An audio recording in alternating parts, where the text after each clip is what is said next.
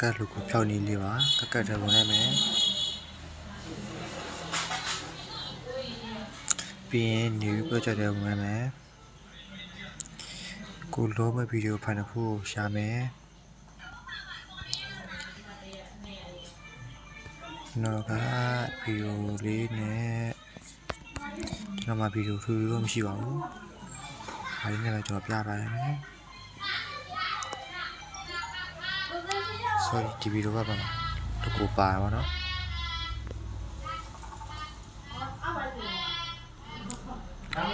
ဒါလေးကြော်ပြလိုက်မယ်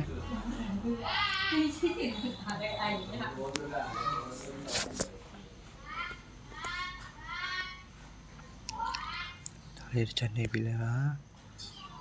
sorry ပြီးရင်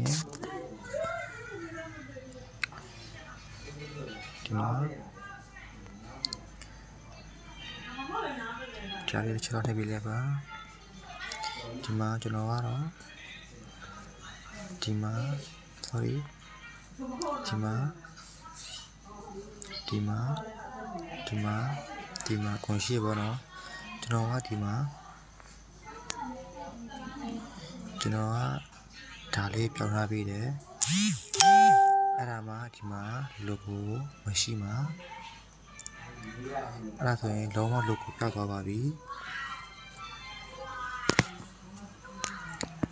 ဒီမှာပါနော်အရင်ဆုံးဒီမှာဒါလေးနှိပ်ပြီးရင်ဒီနေရာကိုနှိပ်ရောင်းနှိပ်ပြီးရင်ဒီမှာတော့ပြီးရင်ဒီမှာ logo လုံးဝပြောက်သွားပါပြီအားလုံးကျေးဇူးတင်ပါတယ်နောက်ဗီဒီယိုလေးမှာပြန်တွေ့မယ်နော်